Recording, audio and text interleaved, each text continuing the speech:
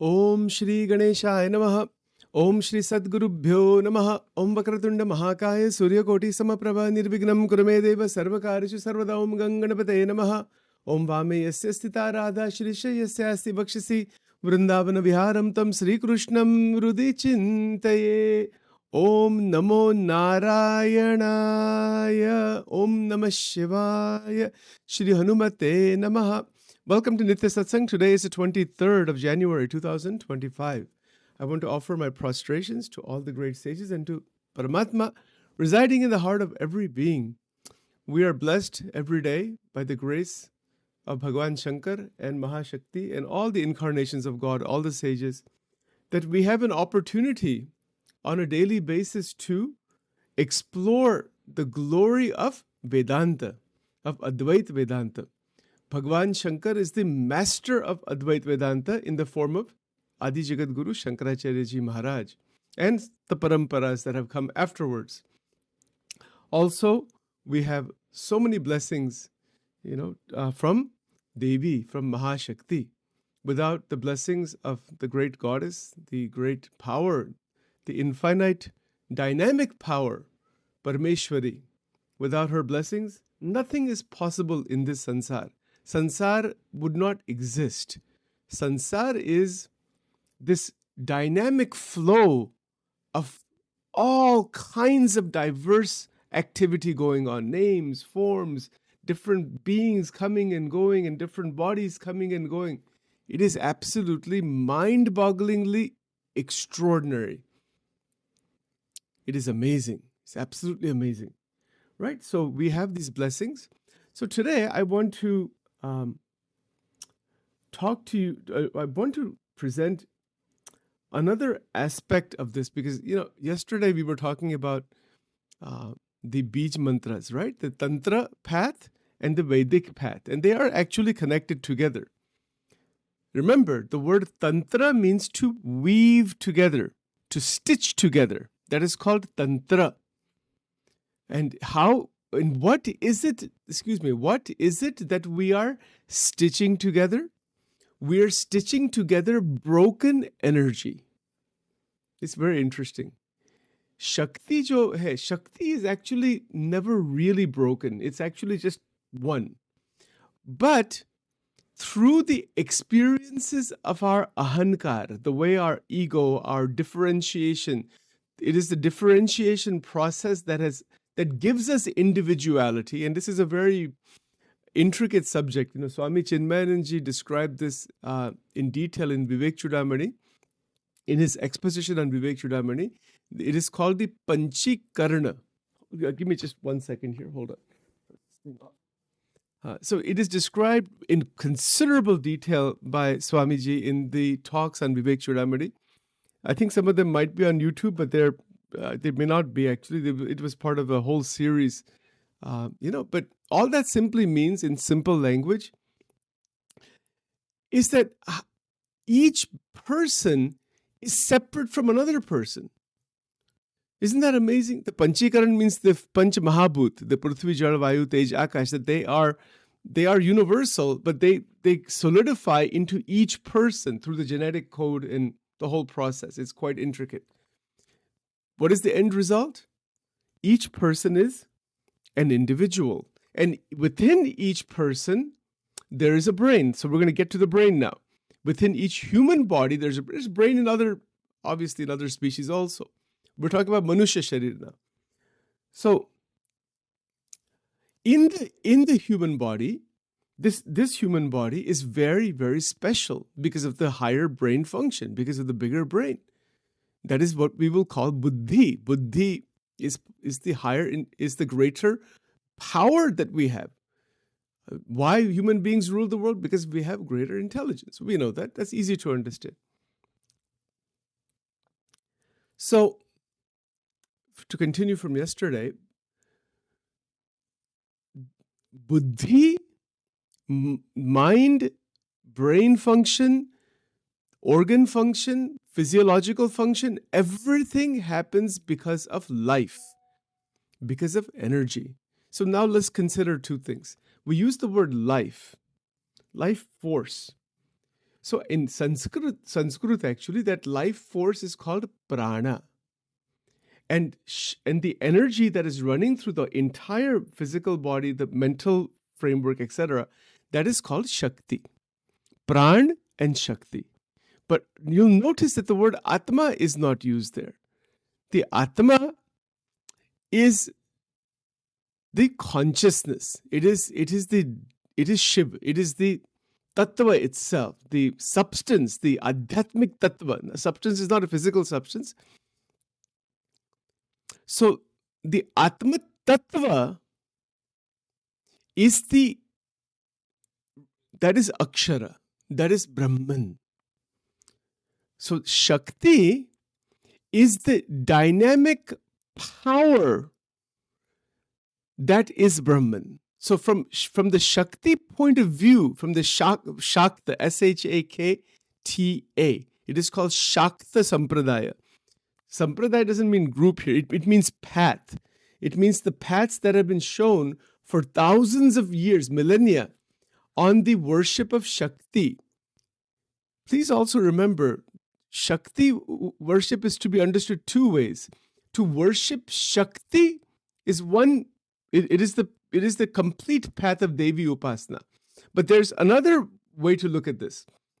That to ask the goddess, ask the Mahashakti to give us that intelligence, that power to do Upasana of Narayana or Vishnu or other forms, other deities. Shakti ki Upasana or Shakti, how can I say it in Hindi? I don't remember. To utilize Shakti to do Upasana. These are two different things. For example, if I'm wanting to worship Narayana, with a mantra, Om Namo Narayanaya, Om Namo Narayanaya. How can I do that? Without energy inside the brain, mind, tongue, everything has to function in the exact way. Then this Sachin can speak, Om Namo Narayanaya. Without the Shakti, I cannot do anything. Without Shakti, nobody can do anything. Even Shivji and Bhagwan Vishnu, they cannot do anything also without Shakti. That is the Shakta point of view. So when we say Lakshmi Narayan, you'll even notice we don't say Narayan Lakshmi. Why not? We say Uma Maheshwar. We don't say Maheshwar Uma. We say Sita Ram. We don't say Ram Sita. I mean, you can, it doesn't matter. Wo to ek hi hai. But why we say the feminine first? Isn't it interesting? Why? Radhe Krishna. Why the feminine is first? Because the feminine is the dynamic reality in total. And if anybody ignores that, they'll be lost. You'll be totally lost. Cannot find one's way in the sansar and definitely not realize God. Possibly nahi hai wo. Cannot realize anything because that is the way the Srishti is created.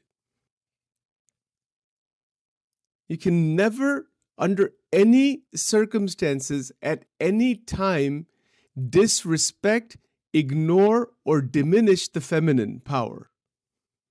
The moment a person does that, that is their degradation. Kabhi bhi nahi. And people who do that, they are lost. They wind up in tremendous trouble. Because that same Shakti, the E sound is there. That is the feminine power. That is present in everyone, in everything, at all times. Now, you could say male and feminine. This is like from our point of view, like we say Vishnu Bhagwan is male, like that, Yes, you could say that. But that power by itself, the tattva that power, it is Brahman. It is Akshara. Now, it depends on the realizations of the various Satgurus or various Acharyas and Paramparas in Sanatana Dharma. And this is a very advanced subject. It depends on the realization as to what is that tattva that is Shakti. So the substance, like for example, if we say what is electricity, does anybody really know what is electricity? I don't think so. Nobody knows what the tattva is. We know what it can do. We know how to produce it. All that we know. We know how to use it. But if somebody was to say, explain exactly what is electricity, there's no real answer to this. Lots of theories are there. Iska tattva kya hai? So to realize the tattva, तात्विक दर्शन, जिसको हम कहते हैं सनातन संस्कृति में तत्व दर्शन, like Ramakrishna Paramahansa had tattva darshan. To have that tattva darshan in the Shakta Upasana, the Bij mantra are absolutely essential. There are thousands of Bij mantras, but in my studies over the years on this one, we have extracted 6 main Bij mantras and then Om in the beginning. So that will make it 7, because Om is also a Bij mantra. And what are those 7 Bij mantras? Om, Aim, Rim, Klim, Shrim, Kram, Krim. These are 7. The entire 10,000 plus year history of Shakti Upasana is in these 7 mantras. And from these 7, the only one anybody needs is Aim. Even if you don't do any of the other ones, don't worry about it. Kitni amazing baat hai. Om Aim.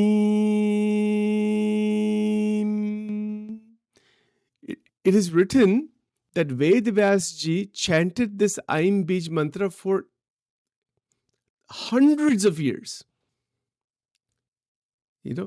And it is because this Bij, please remember, this Bij mantra, it is going to grow.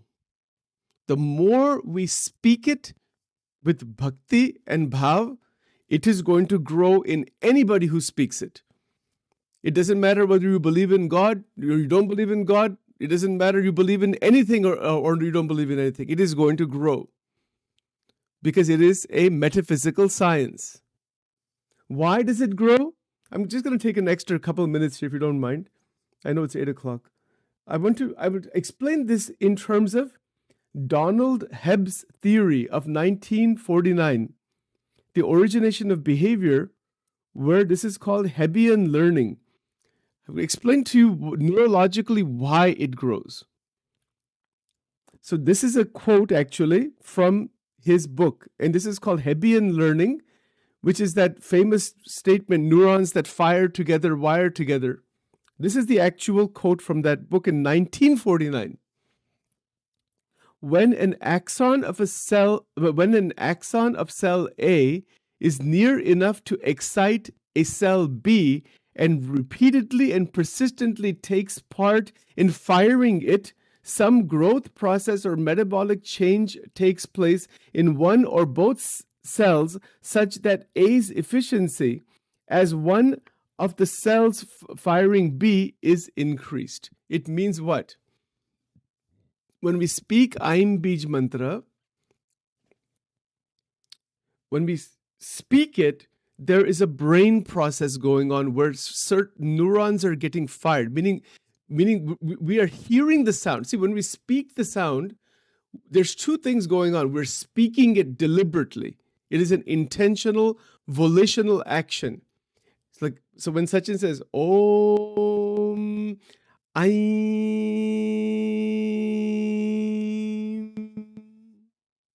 So when we speak this sound, from the entire Kundalini gets realigned.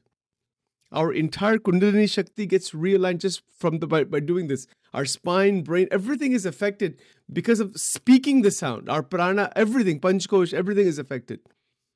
It gets realigned. And then we hear the sound also.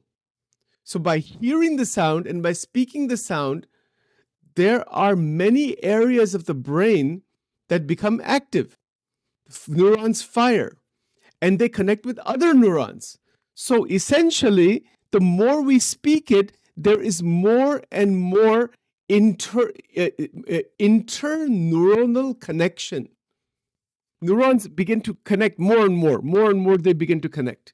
And the theory, and again, we have to look at the actual neurological research on this. I'm sure there is some, but there may not be as much as what we would like, really, is that eventually both hemispheres of the brain, if you continue in the sadhana further regularly, they function in much greater harmony, both hemispheres, right hemisphere, left hemisphere, because in the middle there's a bridge called the corpus callosum. And this is where the buddhi becomes active. The way that J. Krishnamurti described this is that the awakening of the non-mechanical parts of the brain. This is his exact line. He's correct. Absolutely beautiful.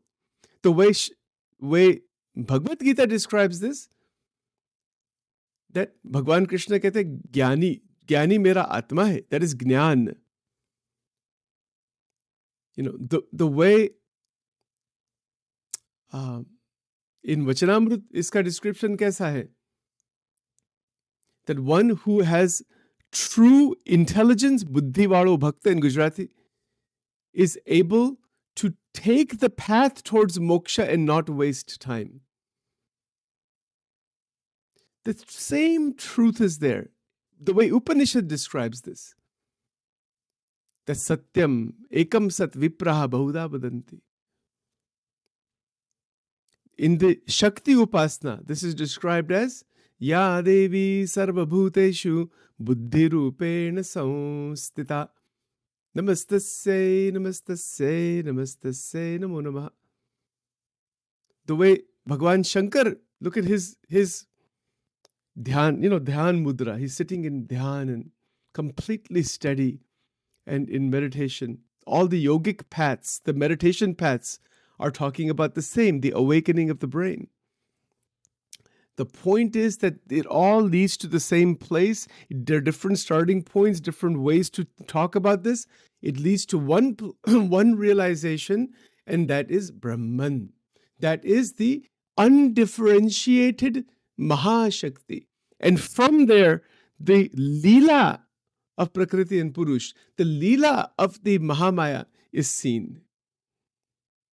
And that is seen from inside out for the sadhaka. The path of Sanatana Dharma, all the paths are from inside out. They are to go inside, to worship inside. We start with the outside, we worship inside. Antarma bhakti karvi, antarik bhakti. So the Bij mantra, I'll close with this final point here for today. The Bij mantra, Aim. You can do it. Everybody can do it. But it should be done consistently. Preferably at the same time, every day, 108 times. Karo with a small diya, fantastic. Life will become fantastic within 6 months. That mantra and Om Namah Shivaya mantra. These two complement each other. 108 times Namah Shivaya mantra, 108 times Aim Bij mantra. Very simple sadhana. There's nothing complicated. Anybody can do it. Very easy to do. And it is going to clean up everything. It will automatically take care of everything that needs to be taken care of. We don't have to worry. Things will begin to change in the direction that they need to change.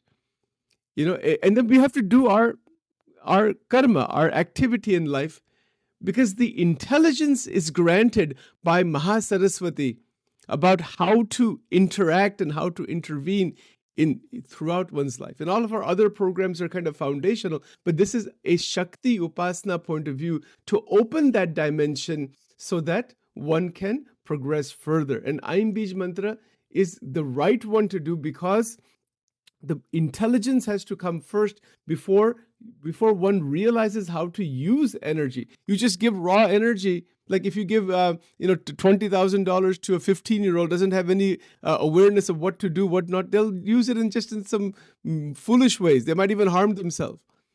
You see, so इसीलिए शक्ति के साथ बुद्धि होनी चाहिए. बुद्धि कैसी होनी चाहिए? सद्बुद्धि होनी चाहिए. इसीलिए सत्संग की जरूर है, सत्शास्त्रों की जरूर है, संतों की जरूर है.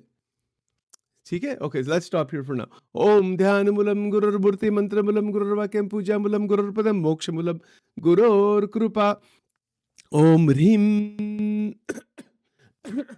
ओम दिव्यलिंगाय नमः, ऊर्ध्वलिंगाय नमः, आनंदलिंगाय नमः, ओम आत्मलिंगाय नमः, परमात्मलिंगाय नमः. ओम त्र्यंबकं यजामहे सुगंधिं पुष्टिवर्धनम्, उर्वारुकमिव बन्धनान् मृत्योर्मुक्षयमामृतात्. ओम ऐं ह्रीं क्लीं चामुण्डाय विच्चे. ओम सर्वमंगलमांगल्ये शिवे सर्वार्थसाधिके शरण्ये त्र्यंबके गौरी नारायणि नमोस्तुते. या देवी सर्वभूतेषु महासरस्वती रूपेण संस्थिता. नमस्तस्यै नमस्तस्यै नमस्तस्यै नमो नमः. ओम दुर्गे दुर्गे रक्षिणी ठठ स्वाहा. ओम श्री दुर्गार्पणमस्तु. ओम श्री राधा कृष्णार्पणमस्तु.